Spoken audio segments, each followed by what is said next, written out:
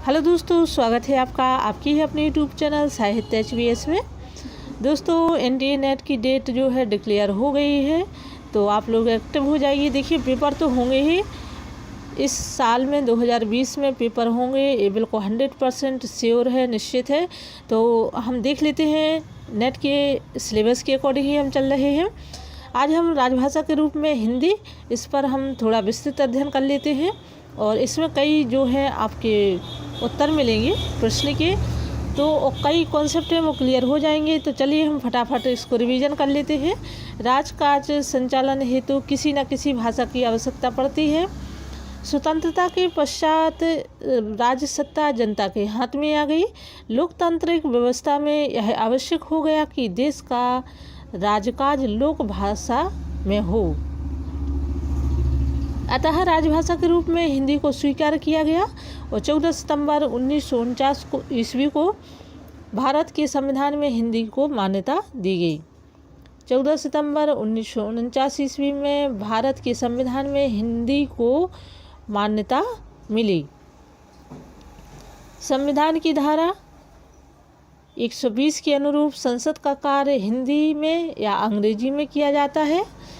धारा 210 के अंतर्गत राज्यों के विधानमंडलों का कार्य अपने अपने राज्य की राजभाषा या हिंदी में या अंग्रेजी में किया जा सकता है। ये जो धाराएं हैं ये हमें याद रखनी है।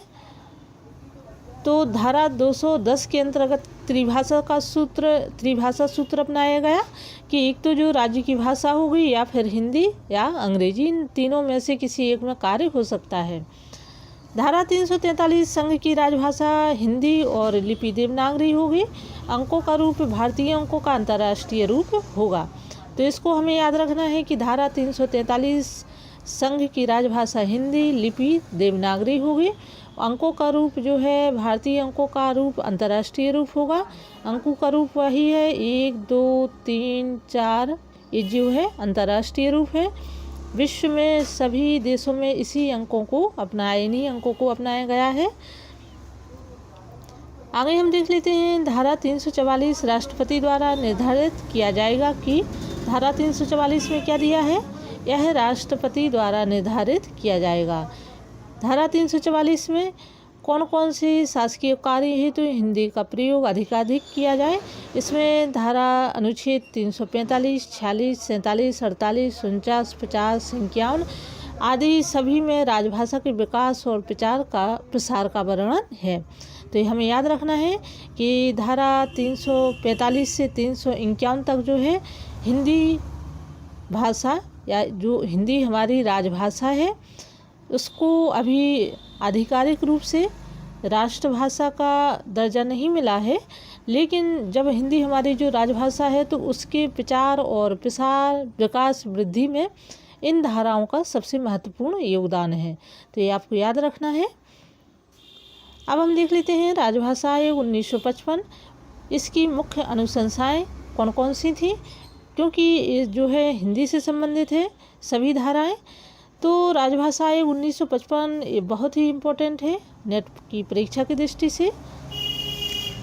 संसद व विधानमंडलों में हिंदी और प्रादेशिक भाषाओं का व्यवहार होना चाहिए, ये राजभाषा 1955 इसमें ये अनुशंसा रखी गई।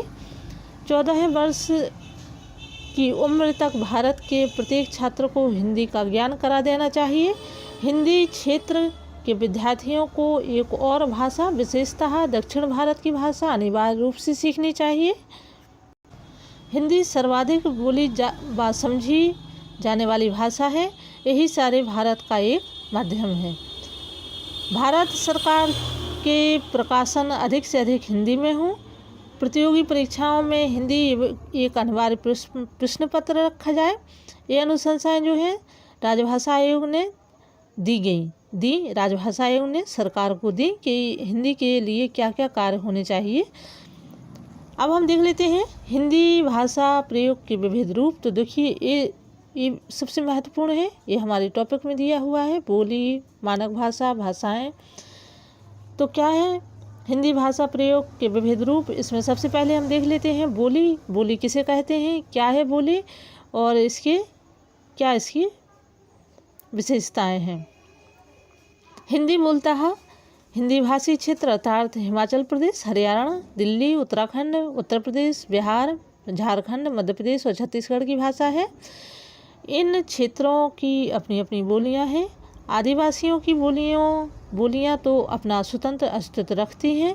हिंदी क्षेत्र की प्रमुख बोलियां हैं कुमायूनी, गढ़वाली, हिमाचली, हरियाणवी, खड़ी बोली, ब्रजी, अवधी, बघेली, बुंदेलखंडी और भोजपुरी।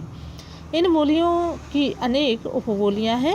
कहा जाता है कि 10 कोस पर भाषा बदल जाती है। प्रश्न है कि इस बहुबोली समूह को हम हिंदी क्यों कहते हैं, या दूसरे शब्दों में हम इन्हें हिंदी के अंतर्गत क्यों मानते हैं।